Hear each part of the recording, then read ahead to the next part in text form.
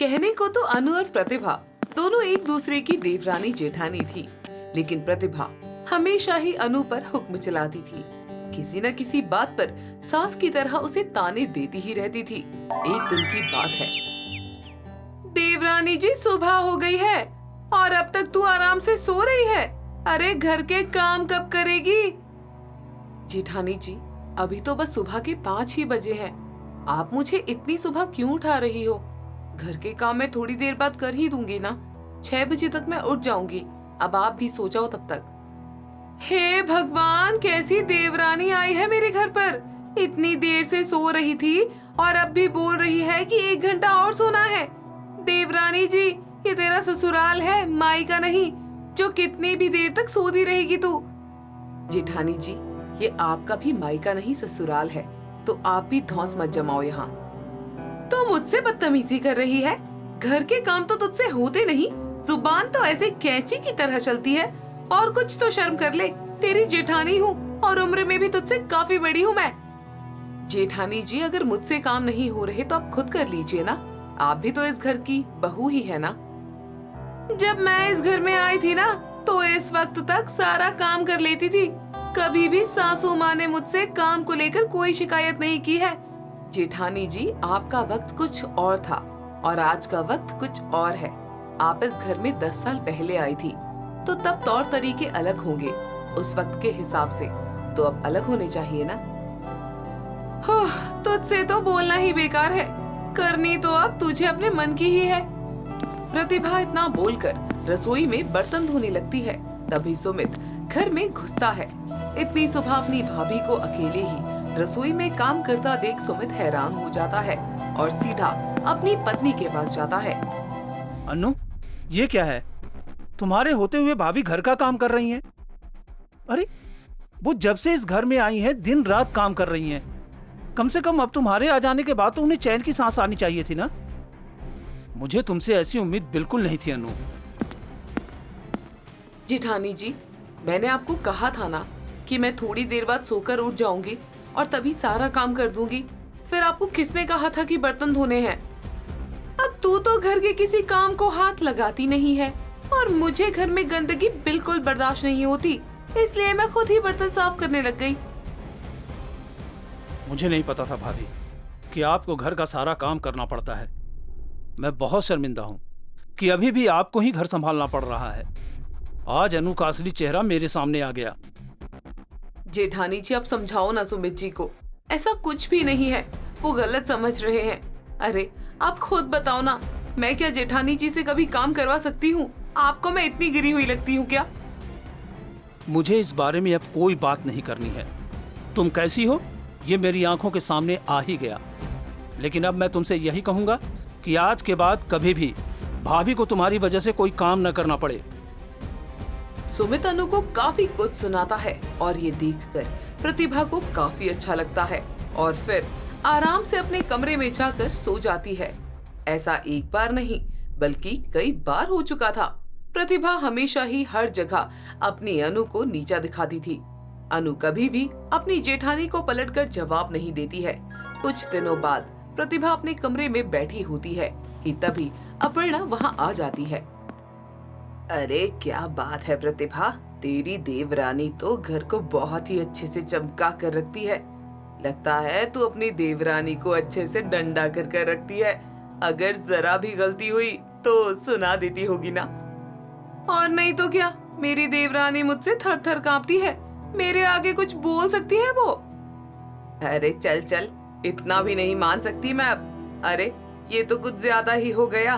तेरी देवरानी तुझसे कहीं ना डरती होगी, वो तो बल्कि तेरे मुंह पे अपनी बनाई चाय ही फेंक देती होगी। तू देख अब मैं क्या करती हूँ और फिर मेरी देवरानी क्या करेगी। प्रतिभा जानबूझकर अपनी अलमारी से सारे कपड़े निकालकर फेंक देती है और अपनी अनु को बुलाती है। अरे अनु, तूने मेरी अलमारी ठीक से नहीं लगाई थी क्या? ये देख, अलमारी खोलते ही सारे कपड़े मेरे ऊपर आ गिरे। तुझे कितनी बार बोला है कि जो काम करे वो अच्छे से किया कर। जेठानी जी, मैंने तो सारे कपड़े अच्छे से ही लगाए थे, पता नहीं कैसे सारे कपड़े गिर गए। आपने जैसे बताए थे मैंने तो सब वैसे ही किया था। अरे अनु, कभी अपनी गलती मान भी लिया कर कि तूने ही गलत किया होगा, तभी ऐसा हुआ। चल अब दोबारा से सारे कपड़े मोड़कर अच्छे से अलमारी में रख। मैं जा रही हूँ अपर्णा के साथ बाहर। प्रतिभा पीठ पीछे तो अनु को दिन रात परेशान करती, लेकिन सुमित के आगे अच्छी भी बन जाती थी कि सारी गलती बस अनु की ही है। इसलिए कई बार अनु अपने पति से काफी कुछ सुनती भी है। अब ऐसे ही कई दिन निकल जाते हैं और कुछ दिनों बाद प्रतिभा जानबूझकर सीढ़ियों पर तेल गिरा देती है, और जब वहाँ से अनु जाती है तो उसका पैर फिसल जाता है और वो गिर जाती है। उसके गिरने की आवाज से प्रतिभा वहाँ जाती है और मदद करने की बजाय उसे ताने सुनाने लग जाती है ताकि सुमित फिर से उसके साथ लड़ाई करे। तुझे कितनी बार कहा है कि कहीं पे भी तेल पानी मत गिराया कर, तू मेरी बात सुनती नहीं है ना। देख ले, अब तो खुद ही गिर गई। अब अक्ल ठिकाने पर आ गई या एक दो बार और गिरने का मन है? जेठानी जी, मैंने तो तेल गिराया भी नहीं। पता नहीं कौन है जो खुद करता है गलत काम और सारा नाम मुझ पर आ जाता है। चल चल, अब ज्यादा नाटक मत कर और उठकर काम कर घर का। प्रतिभा के इस हरकत को सुमित अच्छे से देख लेता है और वो सारी बात अच्छे से समझ भी जाता है कि आखिरकार ये सब कौन करता है। कुछ दिनों बाद प्रतिभा सुबह सुबह सो रही होती है तो अनु बनारसी साड़ी बड़ी बिंदी लगाए उसके कमरे में जाती है और बोलती है, प्रतिभा, अरे ओ प्रतिभा, सुबह हो गई है और अभी तक तू सो रही है। आवाज सुनकर प्रतिभा की नींद खुल जाती है और अपनी बहू को अपनी सास की साड़ी में देखकर वो बिल्कुल चौंक जाती है। देवरानी जी, ये क्या है? तुमने सासू माँ की साड़ी क्यों पहनी है और तुम मुझसे ऐसे कैसे बात कर रही है? चुप बिल्कुल, मैं तेरी देवरानी नहीं सास हूँ और तू मेरी बात को काट रही है। मैंने तुझे कहा था ना, जा मेरे लिए गुड़ वाली चाय बना कर ला, वरना। ये देवरानी जी को क्या हो गया है? वो मेरी सासू माँ की तरह हरकतें क्यों कर रही है? मेरी बात समझ नहीं आई क्या प्रतिभा? प्रतिभा काफी डर जाती है क्योंकि अब अनु बिल्कुल प्रतिभा की सास की तरह ही बर्ताव कर रही थी। प्रतिभा को यकीन हो जाता है कि अनु में उसकी सास की आत्मा आ जाती है। इसी डर से प्रतिभा ही घर का पूरा काम करती है, खाना बनाती है। सब करने के बाद प्रतिभा थोड़ी देर बैठती है कि तभी वापस अनु आती है और बोलती है, तू फिर बैठ गई? अरे छत पर गेहूं रखे हैं, उन्हें जाकर साफ कर। अनु बहन, प्लीज वापस आ जा। कहाँ चली गई है तू? ये सासू माँ ने तेरे शरीर पर क्या डोरा डाला है? क्योंकि मैं तेरी सास ही हूँ, भूल गई क्या? जब तूने एक बार मेरी बात मानने से मना किया था तो मैंने तुझे 4 दिन के लिए कमरे में बंद कर दिया था। वापस करूँ तेरे साथ ऐसा कुछ? नहीं नहीं नहीं नहीं सासू माँ जी, ऐसा कुछ मत करो। मैं आपके आगे हाथ जोड़ती हूँ। छत पर बहुत ज्यादा धूप हो रही है, थोड़ी धूप चली जाएगी तो छत से फिर से मैं सारे गेहूं साफ कर दूंगी। नहीं, मैंने कह दिया कि तू अभी गेहूं साफ करेगी तो अभी करेगी। प्रतिभा अपनी सास से डरने लग जाती है क्योंकि उसकी देवरानी अब देवरानी से सास बन गई होती है। शाम का समय सुमित घर आता है तो प्रतिभा तुरंत उसके पास जाती है और बोलती है, देवर जी देखो ना अनु को, उसमें सासू माँ की आत्मा आ गई है और कब से मेरे सर पर तांडव किए जा रही है। देवर जी, मैं तो कहती हूँ कि देवरानी को किसी तांत्रिक के पास लेकर चलते हैं, झाड़ फूंक से देवरानी सही हो जाएगी। क्यों भाभी, क्या हुआ? आप तो बहुत जल्दी डर गई। आपको कुछ दिन काम क्या करना पड़ गया? आपको तो नानी याद आ गई। आपने तो अनु के साथ इससे भी बुरा बर्ताव किया है। बिल्कुल भी नहीं देवर जी, आपने तो देखा ही है ना कि मैं देवरानी के साथ कितने अच्छे से रहती हूँ। हाँ भाभी, तभी तो उस दिन सीढ़ियों पर अपने आप ही तेल गिर गया था और अनु गिर गई थी, है ना? वैसे ही अच्छा बर्ताव करती हो ना आप उसके साथ। मैं सब जान गया हूँ कि आप मेरे सामने अच्छा बनने का नाटक करती हो और मेरे पीछे से अनु को परेशान करती हैं। मुझे माफ कर दो, मुझसे बहुत बड़ी गलती हो गई है। मेरी समझ में आ गया है सब। सासू माँ, मुझे माफ कर दो। मैं अब कभी भी देवरानी जी के साथ ऐसा बर्ताव नहीं करूंगी। सच सामने आने के बाद कभी भी फिर प्रतिभा ने अनु के साथ वैसा बर्ताव नहीं किया था और दोनों मिलजुल कर एक दूसरे के साथ रहने लगती हैं। मेघा चाय का कप लेकर अपनी सास के पास जाती है और अपनी सास अनीता को चाय देते हुए कहती है, माँ जी चाय ले लो, मैं आपके लिए चाय लेकर आई हूँ। बहू जितने धीरे तू बोलती है ना, इतनी देर में तो चाय भी ठंडी हो चुकी होगी। तू इतने धीरे क्यों बोलती है? और तेरे मायके में भी सब ऐसे ही धीरे धीरे बातें करते थे क्या? बहू हमारे घर में कोई बात नहीं करता है। तू भी ठीक से बोलने की आदत डाल ले। इतनी धीरे धीरे बोलती है जैसे पता नहीं कौन सी दुनिया की हो। माँ जी, मैं तो इसी दुनिया की हूँ, लेकिन आप बताइए ना, आप कौन सी दुनिया की हैं जो आपको मैं दुनिया में ही नहीं लगती हूँ। मेरे मायके में सब ऐसे ही धीरे धीरे बोलते थे, और धीरे धीरे बोलने में कोई बुराई नहीं है। मुझे तो लगता है कि दुनिया में सभी को धीरे बोलना चाहिए। अगर सब धीरे बोलेंगे, धीरे बात करेंगे, तो किसी की किसी से लड़ाई ही नहीं होगी। जब किसी की लड़ाई नहीं होगी तो फिर सारे शांति से रहेंगे और प्यार से रहेंगे।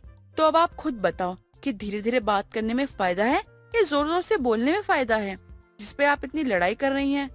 बहू मुझे तो नींद आ गई तेरी बात सुनकर। एक तो वैसे ही तू इतनी धीरे धीरे बोलती है, ऊपर से इतनी बड़ी बड़ी बात कर रही है। अरे तू थकी नहीं क्या? 1 घंटे से तो एक ही बात बोल रही है। अब जाकर पानी पी ले, थक गई होगी तू बोल बोल कर। तू बोले तो मैं ही तेरे लिए नींबू पानी बना दूं। अरे बहू ऐसे बात नहीं करनी चाहिए। कोई तुझे उल्टा कुछ बोल कर चला गया, तू तो बस धीरे धीरे बोलती ही रह जाइयो, और वो 2 थप्पड़ भी लगा के चले जाएगा तुझे। तू फिर भी धीरे धीरे ही बोलती रह जाइयो। बहू इतना धीरे धीरे मत बोला कर। और एक तो तेरे मायके वाले भी इतने धीरे धीरे बोलते हैं। देखा था शादी में कितना कलेश हुआ था इसकी वजह से। याद है मुझे, शादी में कितना कलेश हुआ था, लेकिन उसमें हमारी गलती कैसे हुई? हमने तो सब कुछ सही किया था, फिर भी बारात में आए कुछ बारातियों को खाना अच्छा नहीं लगा और बुराई करने लगे। इसमें हमारी थोड़ी ना गलती थी। आपको भी तो बारातियों को समझाना चाहिए था कि किसी की बेटी की शादी में जा रहे हो तो तमीज से रहे, किसी चीज की बुराई ना करे। मेरे पिताजी ने मेरी शादी के लिए एक एक पैसा जमा किया था। मुझे धीरे बोलने वाली बहू तो चल जाएगी, लेकिन मुझे कम दिमाग वाली बहू बिल्कुल भी नहीं चलेगी। अरे बहू एक बात बता, बारात में जो भी लोग आए थे वो क्या सारे मेरे घर से ही थे? आस पड़ोस के लोग भी थे, सुमित के दोस्त थे, सब लोग आए हुए थे।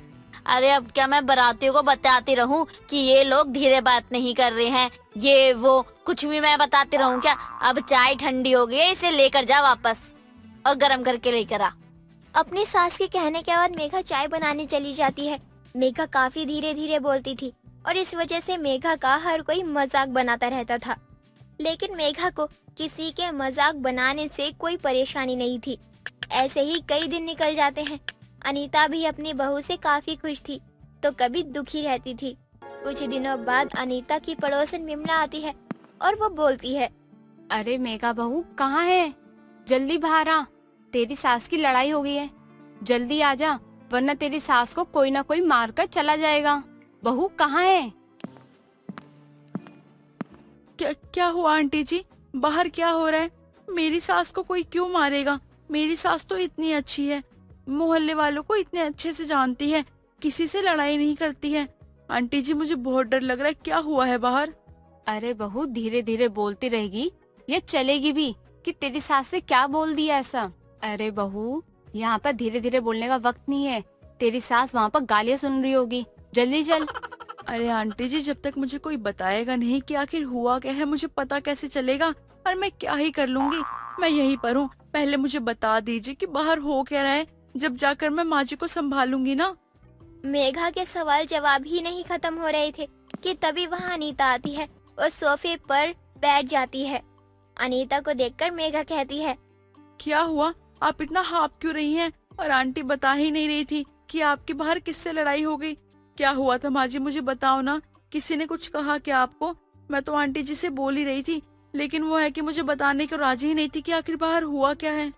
हाँ हाँ बहू तू तो मत ही कुछ बोल। तूने जो पड़ोसन राधा के घर में पानी फेंका था ना कल सुबह छत पे, उसी के वजह से ये मुझसे लड़ने आई थी। मैं तुझे कितनी आवाज लगा रही थी, लेकिन तू तो सुन ही नहीं रही थी। अरे जब उसका पूरा परिवार मुझसे लड़ने आ गया तो तू यहाँ विमला से पूछ रही है कि क्यों मेरी सास को कोई कुछ कह रहा है।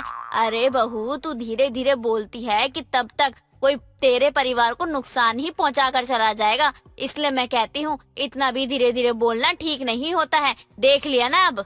माँ जी इसमें मेरी क्या गलती है? अरे वो ना पानी बच गया था तो मैंने उनकी छत पे फेंक दिया। उनकी छत पे भी तो गंदगी हो रही थी ना, मुझे क्या पता था कि राधा आंटी लड़ने आ जाएंगी। और इसमें मेरे धीरे बोलने से क्या गलती है मेरी?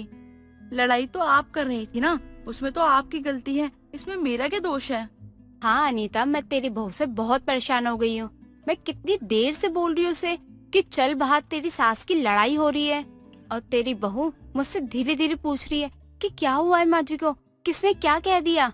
कसम से तेरी बहू पे ना बहुत गुस्सा आ रहा है मुझे अब। अगर तेरी बहू को मैंने कुछ बोल दिया ना तो मुझे मत कहिए तू। इतना सब हो जाने के बाद भी मेघा को ऐसा लगता ही नहीं है कि उसकी गलती है। वो अब भी धीरे धीरे ही बोलती है। कुछ दिन बीत जाते हैं और अनीता अपनी बहू से परेशान होती जा रही थी। उसके धीरे बोलने वाली आदत की वजह से कई बार बहुत दिक्कत होती है। कुछ दिनों बाद अनीता अपनी बहू से कहती है, बहू, मैंने तुझे बताया था कि मेरी बहन के बेटे की शादी है तो मुझे वहाँ पर जाना है। मैं जब तक वहाँ जा रही हूँ तब तक तू पूरा घर संभाल कर रखियो, और प्लीज मुझे एक बार भी कहीं से कुछ सुनने को ना मिल जाए कि कहीं तू कुछ करके बैठ गई है। तेरे धीरे धीरे बोलने के चक्कर में मुझे कुछ सुनना ना पड़े। माँ जी, आप क्यों डरती रहती हैं? अरे कुछ नहीं होगा, मैं सब कुछ संभाल लूंगी। आपको चिंता करने की कोई जरूरत नहीं है। अगर कोई दिक्कत होगी तो मैं बता दूंगी। अगर मैं धीरे बोलती हूँ इसका मतलब ये थोड़ी ना है कि मैं बेवकूफ हूँ। बहू, इसी बात की तो चिंता है कि तू धीरे धीरे तो बोलती है, ऊपर से बहुत ज्यादा बेवकूफी भी करती है। आज तक मैं तुझे कितनी बार समझा चुकी हूँ और मैं परेशान हो गई तुझसे, इसलिए मैं कुछ दिनों के लिए जा रही हूँ शादी में, और अब से तुझे ही घर संभालना है। अनीता इतना बोलकर वहाँ से चली जाती है। मेघा भी अकेले अब घर संभाल रही थी। कुछ दिनों बाद सुमित की तबीयत खराब हो जाती है। उसे देखकर मेघा कहती है, क्या हुआ सुमित, तुम ठीक तो हो ना?